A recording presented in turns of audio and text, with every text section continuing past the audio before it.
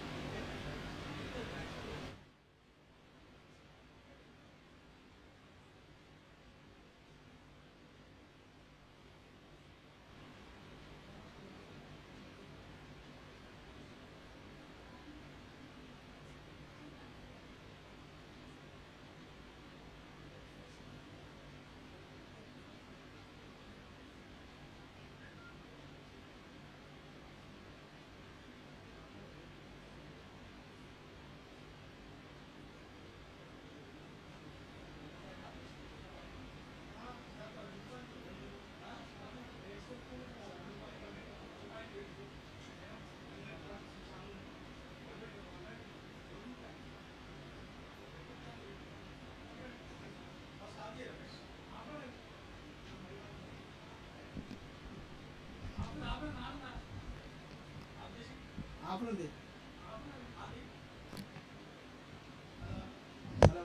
Mic check hello mic check hello hello hello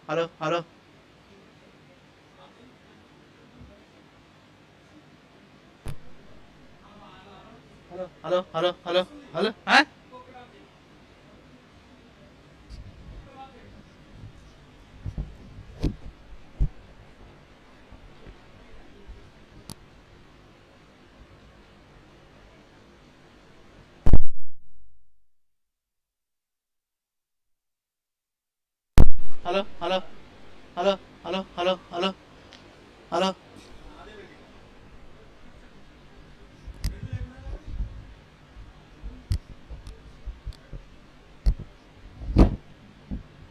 ఎప్పుడు centre point నుంచి కానీ of చేసి ఆఫ్ పెట్టా కదా అట్లా విధంగా పెట్టాను.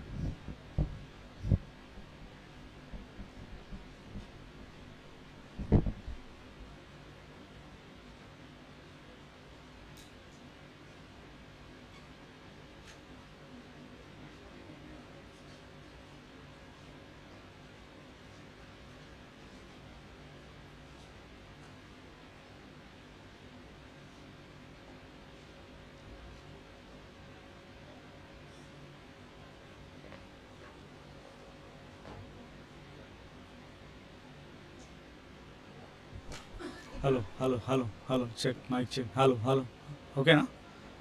నాయిస్ ఉందా? పర్వాలేదు కదా? Okay done.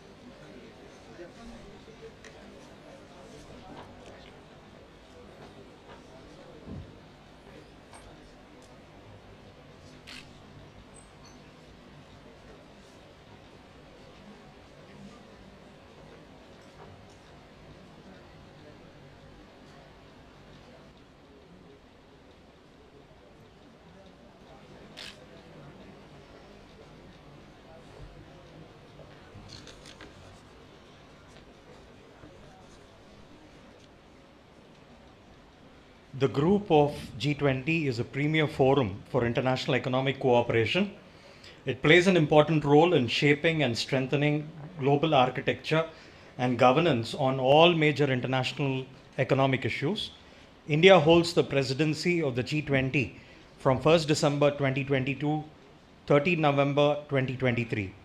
The G20 was founded in 1999 after the Asian financial crisis as a forum for the finance ministers and central bank governors to discuss global economic and financial issues. The G20 was upgraded to the level of heads of state government in the wake of global economic and financial crisis of 2007 and in 2009, and was designated the premier forum for international economic cooperation. The G20 summit is held annually under the leadership of a rotating presidency. The G20 initially focused largely on broad economic issues, but it has since expanded its agenda to inter alia, includes trade, sustainable development, health, agriculture, energy, environment, climate change, and anti-corruption. Good morning, everyone, and welcome to this G20 University Connect, engaging young minds. And we have a galaxy of luminaries who are associated with this. And it gives me immense pleasure to be the host for this event. And I take it a privilege to invite Professor J.L.N. Rao, Director, Institute of Indo-Pacific Studies, Usmania University, first to the dais. Sir is a very profound teacher in the area of political sciences and specializes with international relations. And it gives me pleasure to go about with inviting our Honorable Vice Chancellor, Professor D. Ravinder Sir, to come onto the dais. He hails from a very humble background, but went on to become the 25th Vice Chancellor of the 106th year Usmania University. He has got a very rich academic and administrative profile, and he's been trained in leadership and academic programs, LEAP, sponsored by the Ministry of HRD, Government of India at University of Hyderabad, and Monash University, Melbourne, Australia. He's been a globe-trotter, and he's trying to forge a relationship with and MOUs with universities in US, in Australia, in Thailand, in Taiwan, and many other countries there. And he's a life member of the Indian Political Science Association, Indian Institute of Public Ad, and of the Graduate Association there. And he's playing a very key role in giving direction to the academic programs and research orientation in the state of Telangana.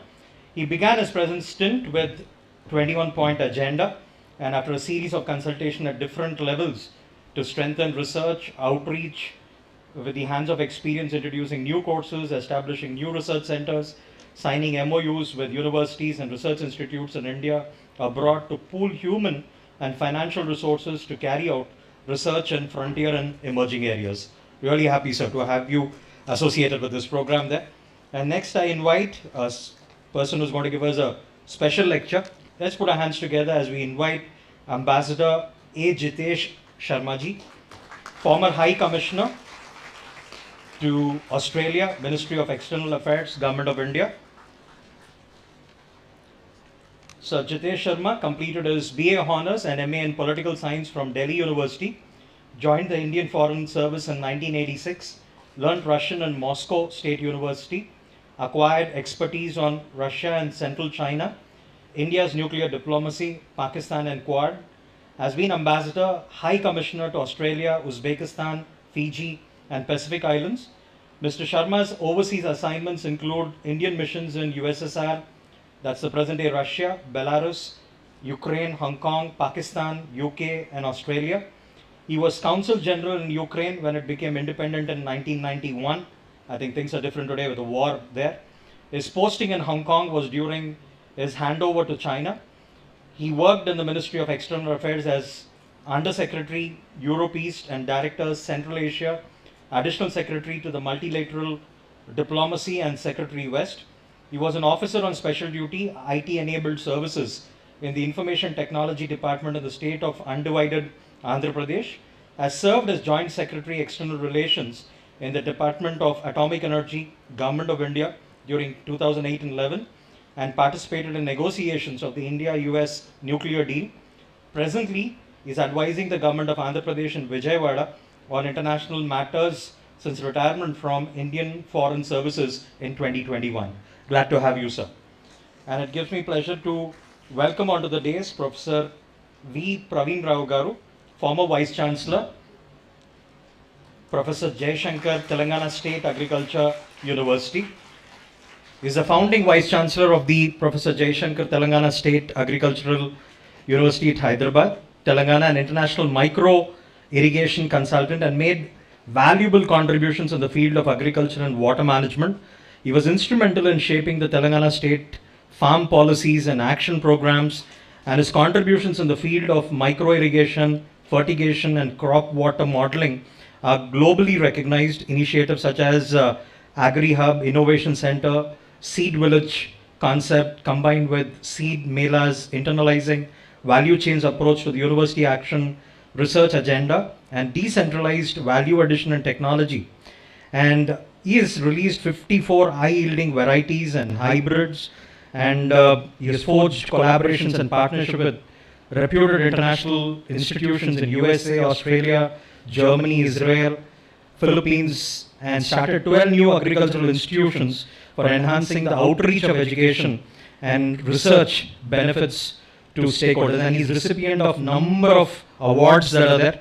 And some among them, if I would mention, he was recognized with the Leadership Award of the MS Swaminathan Award, Best Leader with the Strategic Vision Award, Best Vice Chancellor Award, Education Leadership Award, Lifetime Achievement Award from the Raitu Nestam and Soil and Water Conservation Society. Go on and on talking about, sir. Really happy, sir, to have you in our midst. And I invite another person who's going to give us a special address, Dr. Jagirdar, Director, Group Director, RCI DRDO Hyderabad. Welcome, sir. Dr. D.R. Jagirdar received his BE degree in Electronic Engineering in 1990, MTech in Microwave Engineering in 1992 from Indian Institute of Technology, Kharagpur. He was a research assistant at Sponsored Research and Industrial Consultancy at IIT Kharagpur, and in 1992 he joined Antenna Product Division of the ECIL at Hyderabad in 1994. He received scholarship from the Commonwealth Scholarship Commission UK to pursue his PhD and obtained PhD in 97 from the Department of Electronics and Computer Science, University of Southampton, UK. He has won Best Paper Award at the 3rd IEEE High Frequency Postgraduate Student Colloquium in 1997 at the University of Leeds, UK program.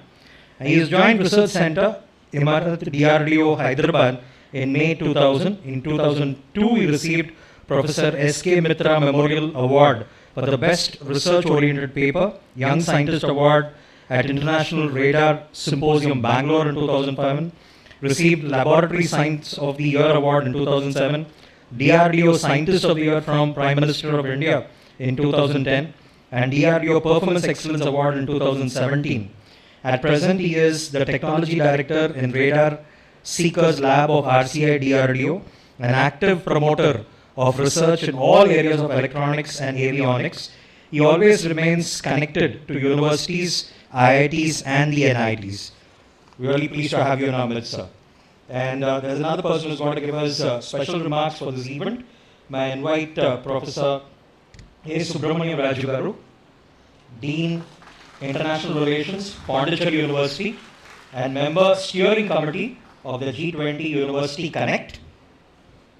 Sir is the Dean of International Relations at Pondicherry University and a member of the steering committee of G20.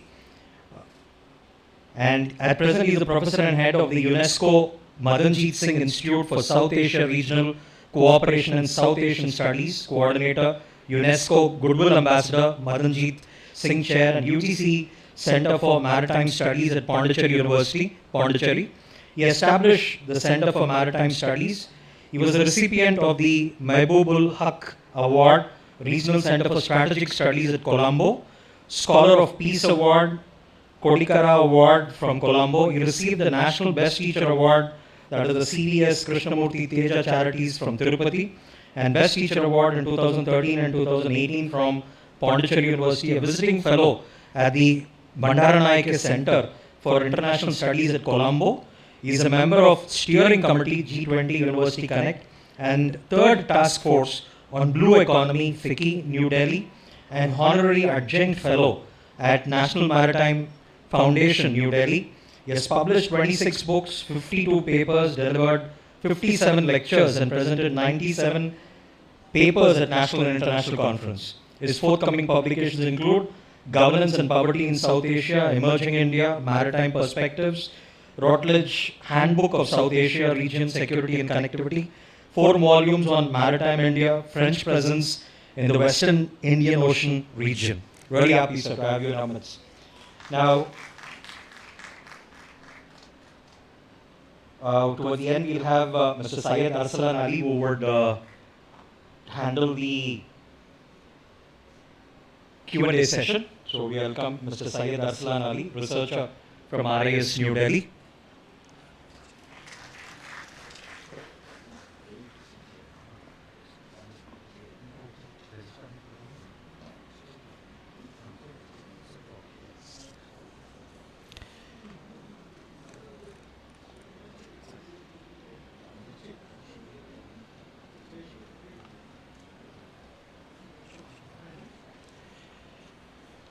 Okay, may I request all the elders who are there on the dais to light the lamp and lead us from darkness to light. Light holds a lot of significance in our culture. So may I request all the members to lead us with lighting of the lamp. After that, the video. Yeah, at the same time, we have a invocation song by a faculty member from NTR College, P. Sri Lakshmi ma'am.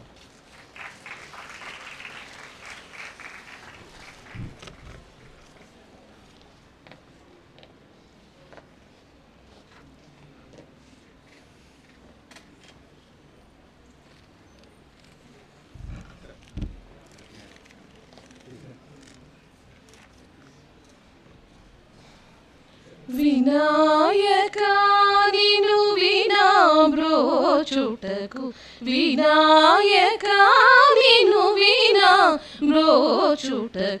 వేరెవరురా Vighnaraja Vinayaka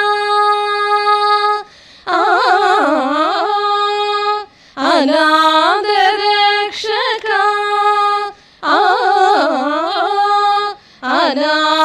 అనాథరక్షకా నీవే కాదా అనాథరక్షకా నీవే కాదా ఆదరించి మము బ్రోవరాదా ఆదరించి మము బ్రోవరాదా వినాయకా నిను వినా బ్రోచుటకు వేరెవరురా విఘ్నరాజా వినాయకా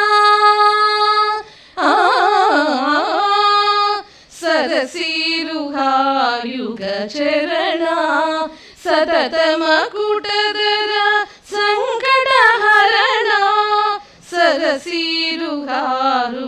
చరణ సతతమకుటధర సంకటహరణ పరమకృపా సాగర వర సుగుణ పాలిత జయ గోపాల దాసనుత పరమకృపా సాగర వర సుగుణ పాలిత జన గోపాల దాసనుత వినాయకా నిను వినా బ్రోచుటకు వేరెవరురా Vighnaraja Vinayaka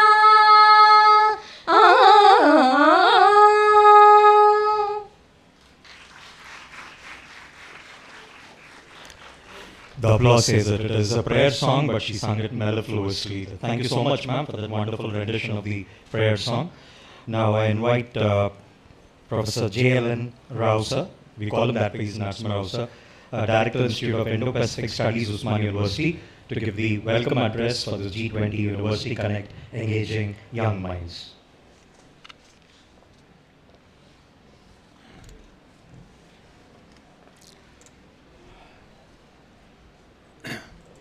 Ambassador Geetesh Sharma, Professor Praveen Rao Garu, Dr.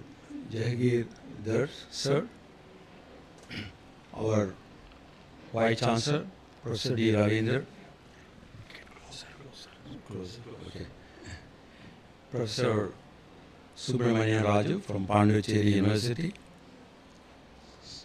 Syed Arslan Ali from RIS, and ladies and gentlemen, it's a memorable day in the year of Usmania University. This G20 University Connect has been organized by RIS in collaboration with the Ministry of External Affairs, and Usmania University is one of the partners in organizing this particular event on this day. When we made a request to RIS to give an opportunity to organize this one, and one of the dignitaries sitting on the dais played an important role in RIS making such a decision. And then our Vice Chancellor has encouraged us to go ahead with this program. G20 is basically a forum of developed and developing countries, primarily to enable the interaction between the developed countries and developing countries on issues such as economics and trade, in order to bridge the gap at the global level, whatever the inequalities that are there among these two groups of countries. As time passed on, new issues started becoming part of G20 negotiations. All of you are aware that India has taken over the presidency of G20 this year with the slogan Vasudhaika Kutumbam. It means, as far as Indian tradition is concerned, irrespective of the creed, caste, religion, and whatever the artificial barriers that was constructed in the human societies, it has put aside all these barriers, and all the societies, communities, and groups were put together and called as one family, in order to make the mankind to move forward, to forge better human interactions, in order to face the problems collectively through negotiation. In the modern times, all of us are aware that democracy is the principle which is determining the behavior and actions of the individual, communities, as well as the nations. So that means, any problem can be resolved through negotiations. And coming to the structure of G20 is concerned, a world that is fragmented by polarizing conflicts, decline of global institutions, increasing violence within the countries, and also the rise of conflicts among the states. So this is the reality. How these problems can be taken up, debated, reflected upon by not only the policy makers but also whoever is interested in the future of the mankind. Here, for the first time, the Ministry of External Affairs has taken the complex issues that were confined to the Delhi circles and elites, even to the common man. Anybody can participate, reflect upon, and make efforts in order to make the mankind move forward. And this G20 group represents about 85% of global GDP, 75% of international trade, and 2/3 of world's population. And though it is a rotation, but India want to carve out a space in giving a new direction to this to the negotiations that are taking place at the G20. And there are two tracks that are generally where the negotiations are now being conducted. One is confining it to the finance ministers and governors of the central banks, and another is Sherpa track, and who are nominated by the leaders of the countries of G20. And in addition to this, there are also international organizations and civil society groups, business groups, which are also part of this G20 negotiations. That means hardly any organization or group left out of this group, because its main aim is to give a better future for everybody in the world. And that's why this Vasudhaiva Kutumbam is enlarged into a theme of one earth, one family, and one future. And now issues are common, they are becoming global, and only the global solutions are the answers for most of the problems. So that's why every individual or nation, group, and community has to play their respective role in order to establish a just and fair world. And I also invite all the dignitaries who have come to Usmania University to participate in this program. Thank you very much. Thank you, sir, for your welcome address and the way you went about taking us through the entire journey from the inception to date of what exactly is the G20 all about. I think it was something we missed out when we started. May I request somebody to help out with playing the official video, that is the theme of the Indian Presidency 2023 video. India, home to 1.3 billion people, is a confluence of religions, traditions, and customs. A thriving global center of technology and the world's largest democracy. As one of the oldest civilizations in the world, with a rich cultural heritage and diversity. And as the fifth largest economy in the world, India is proud to assume the presidency of G20. As the country moves into the new era, we look to another poignant symbol for humanity to emerge victorious from challenges. The lotus, the national flower of India, represents our history and culture and symbolizes spirituality, fruitfulness, wealth, and knowledge. And that's the inspiration for India's G20 logo design.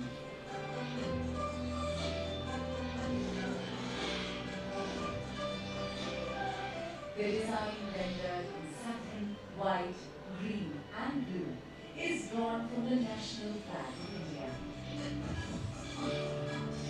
The 7 petals in the logo signify the 7 seas and the coming together of 7 continents at G20 India 2023.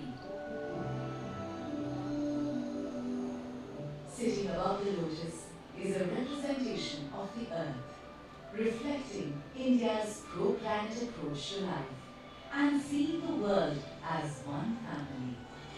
From this, we derive the theme for G20 India 2023, Vasudhaiva Kutumbakam, one earth, one family, one future. A theme that brings the G20's focus on shared global growth.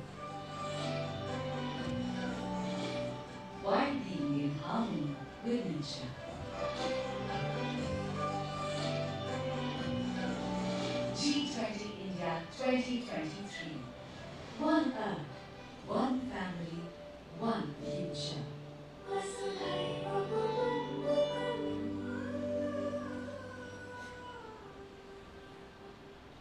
I think a lot of thought process has gone into designing the logo. A lot of competitions were held all over India as to how you connect with G20 there. So there's a lot of hard work, and I think that's where Jalen Rao sir ended with the slogan of G20, and that's where the video ends. Now I request our Honorable Vice Chancellor, Professor D. Ravindra sir, to give the presidential address of this occasion.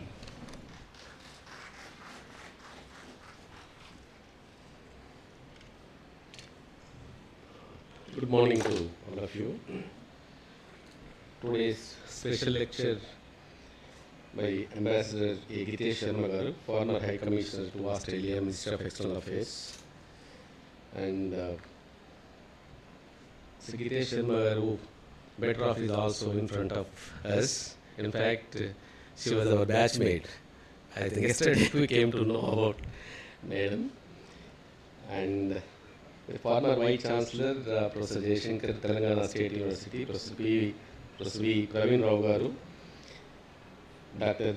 Jayagir Giridhar Garu, Group Director, RCI DRDO, my friend and good friend of mine, Professor S. Subramanian Raju, Dean International Relations, Pondicherry University and member Steering Committee G20 University Connect, and Mr. Syed Aslam Ali, researcher RIS, and Professor G.B. Reddy Garu, Professor Jalen Rao, who is the hero of this today's program, and my PRO, Professor Patrick, and my teachers who are sitting in front of me, Professor P. Rao Garu, who taught me when I was in MA, and Professor Tirupati Rao Garu, former Vice Chancellor of this great university, and my registrar, Professor Lakshmanarayana, and other colleagues, Professor Malesh, Chandru, and other scholars and invitees, my dear students. In fact, I think it's a great day, particularly the Minister of External Affairs identified 75 universities in the country. But later, I think it included some more institutions, particularly the Usman University got this opportunity to host this G20 celebrations, particularly to debate on socio-economic political issues. In fact, the best of the best minds which contributed for the policy making and elite kind of issues, policy making and policy implementation issues. Like I think we have the great association, particularly the Naveen Rao Garu, the best mind which has contributed, a great scientist in agriculture, who contributed a lot for the newly emerged Telangana University, particularly in the Raitu Bandhu kind of a thing, agriculture development and agriculture production. I think I probably say that the Telangana is the first state, I think the rice bowl of Telangana in South India because of his kind of intellectual inputs. So I think this G20 kind of initiatives, particularly coming together from the different countries and intellectuals and elites and ambassadors and so on and so forth, to debate on the burning issues like mundane issues and so on and so forth. But at the same time, I think I would like to place on record that the Usman University is in the forefront. When during the 1980s, which established the Center for Area Studies, where I think our Professor P. V. Rao Garu were expert in that area, and it was continued almost all up to 12th plan. But unfortunately, that renamed into Indian Ocean Studies and discontinued this area study centers. But whereas, as soon as I took over the Vice Chancellor, one day I met Sri Vinod Garu, in the Vice Chairman Planning Board. He suggested to establish the Center for Indo-Pacific Studies. And subsequently, all the delegates in which we went to Delhi and met the proud alumnus of Usmania, Damuravi Garu, is happened to be the Ministry of External Affairs. And when we placed this idea before him, and immediately he appreciated like anything. I think only the university that JNU is having this center, but out of 750 universities, Usmania is coming to establish this center. I think he appreciated like anything. Immediately we placed in all the administrative bodies and which have inaugurated this Center for Indo-Pacific Studies. In fact, I think I can proudly say that as soon as I got the opportunity to visit in US, UK, and Japan and other areas. In US, I met Amit Kumar in Chicago, ambassador, and he appreciated that most of the US countries and US and UK, Japan, Australia, all these countries are seriously debating on the Indo-Pacific studies. And particularly even G20 is also focused, and particularly the Honorable Prime Minister is also emphasized. And I think it's a proud moment for India that we got the presidency of G20 to organize